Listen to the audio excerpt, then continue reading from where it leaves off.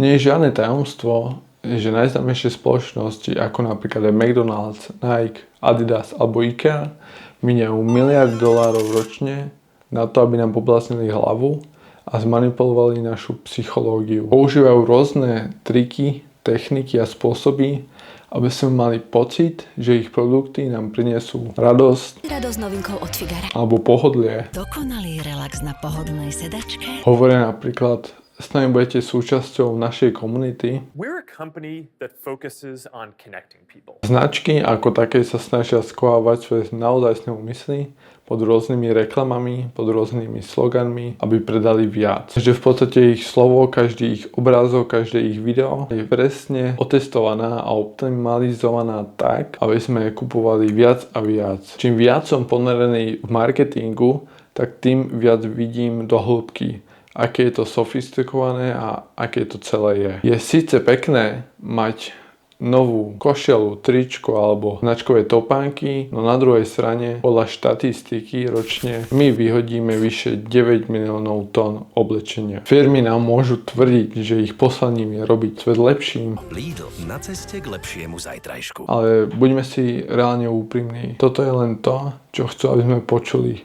Pravda je však oveľa menej rúžová. Týmto samozrejme nechcem povedať, že každá firma, každý marketingová kampaň je zlá. Je to skrátka povaha kapitalizmu a dnešnej doby. Je dôležité, aby sme si uvedomili, že túžba po nových veciach, oblečenia nikdy úplne nezmizne. Keď som si uvedomil, že nechcem, aby sa môj život neustále točil okolo nových topánok vecí a nechcem tráviť hodiny a hodiny pozerania obchodov na internete, a keď som sa trošku nad tým zamyslel, tak reálne asi nechcem prežiť život, kde budem stále naháňať sa za novými vecami, novšími kúskami, tráviť hodiny a hodiny sledovania e-shopov zľav. Samozrejme, že aj ja si chcem kupovať pekné veci, ale nechcem byť otrokom neustáleho nakupovania, sledovania trendov, sledovania nových kúskov. Business model týchto obchodov, značiek je úplne jednoduchý. Aby zachytili vašu pozornosť a formovali vlastne naše vnímanie a premenili ho na zisk. Značky nám nikdy nebudú priamo predávať ich produkt, pretože to jednoducho nefunguje. Idú cez naše emócie a hodnoty. Toto predáva. Najlepšie značky sú majstri v storytellingu, v príbehu. Za marketingovými kampaňami stoja veľké týmy ľudí, ako napríklad od Martinusu, jednu z najúspešnejších kampaní, ktorú Martinus mal.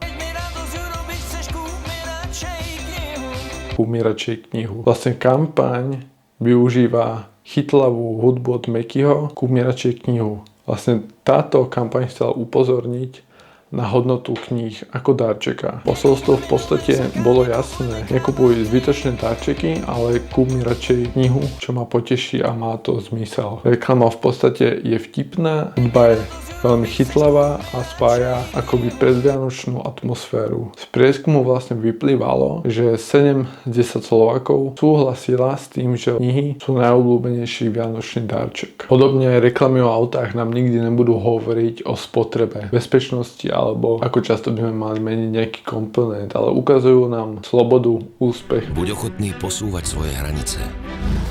Dokonca aj najznámejší deodorant, ako je Old Spice, je presne prezentovaný tak, ako kľúč k tomu, aby sme sa cítili sebavedomejšie, sviežejšie a možno lepšie. Vypadávaš muž ako ja, ne. Môže vonieť ako ja, áno. Mám tu jeden príklad toho, ako marketing doslova poblázniť ľuďom úplne hlavy. Raz firma Payless, ktorá predáva lacné topánky približne okolo 20 až 40 $, sa v roku 2018 rozhodla urobiť experiment, kedy si prenajali obchod. Do tohto luxusne vyzerajúceho obchodu umiestnili tie isté lacné topánky, iba im prelepili logo Payless a dali im vysoké cenovky, ktoré začínali niekde od $100 a vyššie.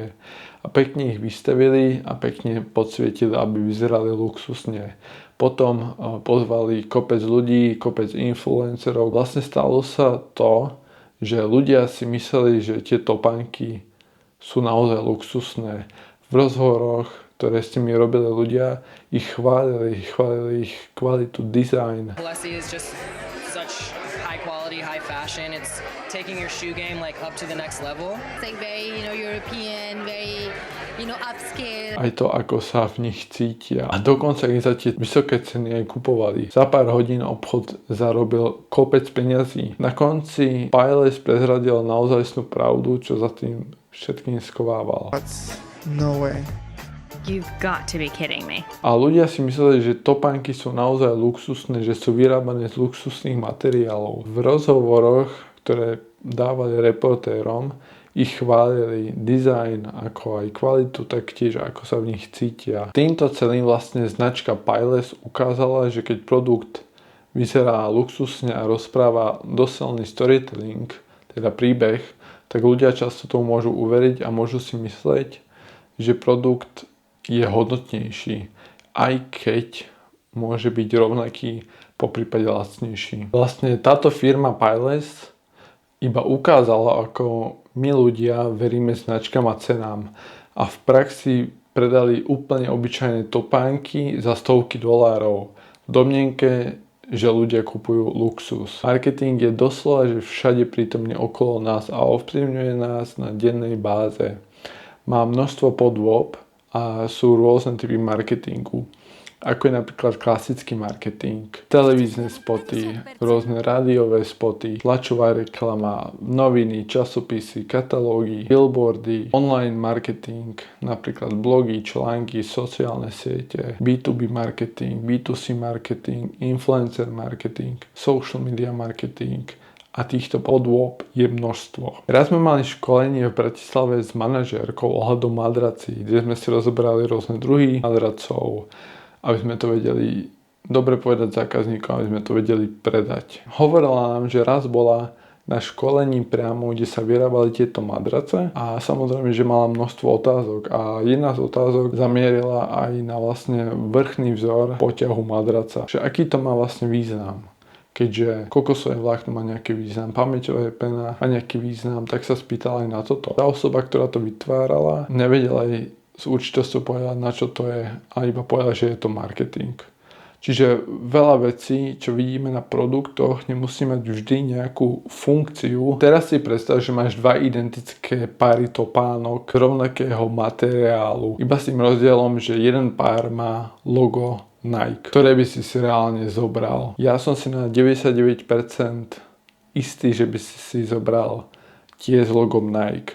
Možno nie kvôli tomu, že sú kvalitnejšie, aj keď sú z rovnakého materiálu, ale preto, že značka si s tebou vlastne dlhodobo buduje nejaký vzťah. Toto je vlastne celá sila príbehu okolo danej značky. Z niečoho vlastne úplne obyčajného sa stane veľká vec, možno symbol statusu. A my potom tomu prisudzujeme väčšiu hodnotu, než to v skutočnosti má. Tento systém je nastavený presne tak, aby v nás vytváral pocit naliehavosti. Cez rôzne limitované edície, cez posledné kusy na sklade, musíme to mať teraz, nie potom, inak potom to nezískaš. A máme vlastne neustále pocit, že by sme si mali kúpiť nejakú vec. Stále budeme bažiť po nových veciach, ale dôležitejšie je pre mňa zistiť, či mi to prináša radosť a či to splňuje to, čo má. Pamätám si ešte éru nerv pištolí alebo malých skateboardov. Keď som si kúpil prvý skateboard, trával som sa s ním, tešil som sa z neho, ale potom som objavil krajší, novší. Tak som si ho kúpil. Potom som videl na internete ešte inakší, krajší, farebný. Tak som si potom kúpil ešte 3 skateboardy. A potom som ešte videl úplne inakší typ skateboardu. Tak samozrejme, že som si ho kúpil. Potom som si musel zobrať krabičku od tatina, kde som ich všetky skladoval. A zrazu potom som zistil, že existujú aj bicykle. Tak som si jeden kúpil a potom ešte jeden. A tento proces nikdy neustával. Aj tak som nebol v podstate spokojný ani s jedným. Už som chcel stále novší a novší. Toto je presne ten pocit, ktorý v nás vyvolávajú značky. Tento proces nikdy nekončí, ale je na nás, aby sme si to uvedomili a začali si vážiť to, čo máme. Inak nikdy neprestaneme byť nenasýtení. Dneska sme si povedali niečo o tom, ako nás značky manipulujú. Ak bojuješ s produktivitou, tak sa nezabudni pozrieť na moje predchádzajúce video.